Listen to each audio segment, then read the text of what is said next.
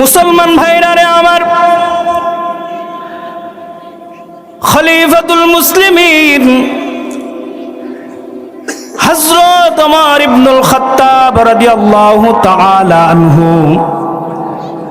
রাতের আধারে গুড়ি গুড়ি বৃষ্টি পড়ে এমন এক মুহূর্তে খলিফাতুল মুসলিমিন রওনা দিলেন।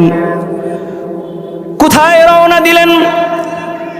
নবীর সাহাবী হুযায়ফাতুল ইয়ামান রাদিয়াল্লাহু তাআলা আনহুর বাসার দিকে রওনা দিয়ে যখন বাসায় পৌঁছাইলেন, হুযায়ফাতুল ইয়ামানের বাসায় নক করলেন খলিফাতুল মুসলিমিন।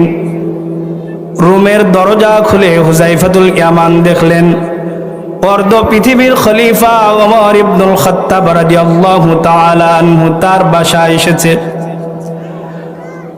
হুযায়ফাতুল ইয়ামান বললেন, খলিফাতুল মুসলিমিন, রাতের বেলায় বৃষ্টি মুড়িতে কেন আপনি কষ্ট করে এখানে এসেছেন?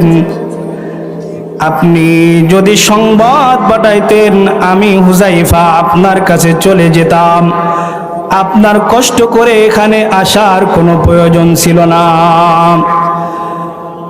খলিফা ওমর ইবনুল খাত্তাব বলেন, হুযায়ফা, যেহেতু প্রয়োজন আমার, এজন্য আমি তোমার কাছে এসেছি। ভাই হুযায়ফা, একটি বিষয় জানার জন্য আমি তোমার দরবারে এসেছি। হুযায়ফা, বলো। তোমার কাছে নবীজি যে মুনাফিকদের লিস্টি দিয়েছিল, ওই লিস্টির মধ্যে আমি ওমরের নাম আছে কিনা? হুযায়ফাতুল ইয়ামান বলে, খলিফাতুল মুসলিমিন, যেহেতু নবীজি মৃত্যুর পূর্বে আমাকে নিষেধ করেছে এই লিস্টের কথা কাউকে বলা যাবে না, কাদের নাম আছে এটা বলা যাবে না, যেহেতু সিক্রেট বিষয়, এজন্য খলিফাতুল মুসলিমিন আমারে মাফ করবেন, আমি বলতে পারবো না এই লিস্টের মধ্যে আপনার নাম আছে কিনা। খলিফাতুল মুসলিমিন ওমর ইবনুল খাত্তাবের চেহারা মলিন হয়ে গেলেন। খলিফার মধ্যে বড় পেরেশান, না জানি আমি ওমর মুনাফিক হয়ে গেলাম কিনা। খলিফাতুল মুসলিমিন হুযায়ফাতুল ইয়ামানকে বলে, খলিফা হুযায়ফা, ঠিক আছে, নাম যেহেতু নবীজি বলতে নিষেধ করেছে নাম বলার প্রয়োজন নাই, তবে ভাই হুযায়ফা, আমার একটি বিষয় বলো, আমি ওমর যদি মারা যাই তুমি হুযায়ফা আমার জানাজায় উপস্থিত হইবা কিনা? হুযায়ফাতুল ইয়ামানের চোখ দিয়ে টপ টপ করে পানি ছেড়ে দিছেন। হুযায়ফা বলে, খলিফা, আপনি কি বলতেছেন? অর্ধ পৃথিবীর খলিফা, নবীর সাহাবী,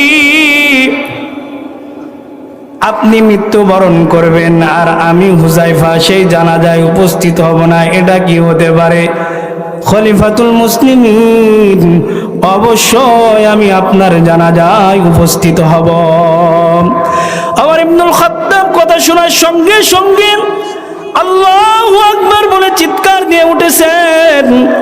খলিফাতুল মুসলিমিন বলে, ভাই হুযায়ফা, আমার আর বুঝতে বাকি নাই, ওই লিস্টের মধ্যে আমার নাম নাই, কারণ আমি জানি নবীর সাহাবী হুযায়ফাতুল ইয়ামান মুনাফিকদের জানাজায় উপস্থিত হন না।